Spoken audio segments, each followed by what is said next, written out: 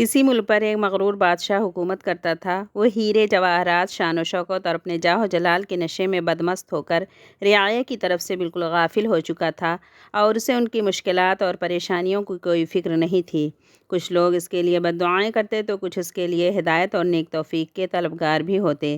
ایک وقت آیا جب خدا نے رعایا کی سن لی۔ ہوا یہ کہ بادشاہ ایک دن نہایت شان و شوکت سے سپاہیوں کے لاؤ لشکر کے ساتھ شکار کرنے نکلا۔ جنگل میں اسے ایک ہرن نظر آیا۔ اس نے اس کے پیچھے گھوڑا دوڑا دیا۔ ہرن کا تعاقب کرتے ہوئے وہ بہت دور نکل آیا اور راستہ بھٹک گیا۔ وہ اپنے محافظ سے، دستے اور تمام درباریوں سے بچھڑ گیا تھا۔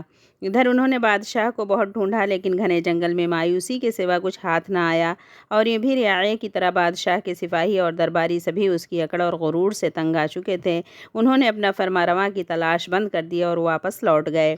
بادشاہ سارا وقت راستہ تلاش کرتا رہا لیکن نہ تو اسے اپنے محل کی طرف جانے کا راستہ ملا اور نہ اس کے درباری ملے۔ اس دوڑ دھوپ میں اسے پیاس لگنے لگی مگر کہیں بھی پانی نہیں ملا۔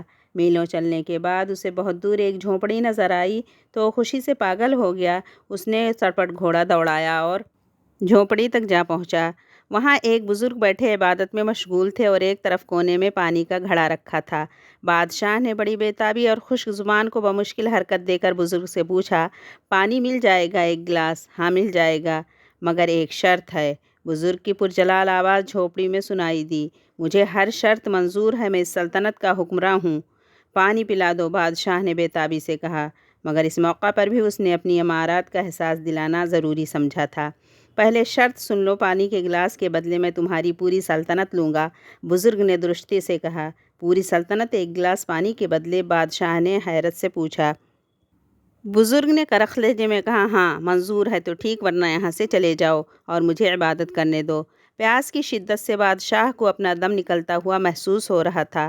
اس نے نڈھال ہو کر کہا، مجھے منظور ہے، مجھے پانی دے دیں۔ پانی پی کر بادشاہ کی جان میں جان آئی تو وہ بزرگ سے کہنے لگا، وعدے کے مطابق اب میں بادشاہ نہیں رہا، آپ میری جگہ بادشاہ ہو گئے ہیں۔ آپ میرے ساتھ محل چلیں اور تخت سنبھال کر مجھے وہاں سے رخصت کریں۔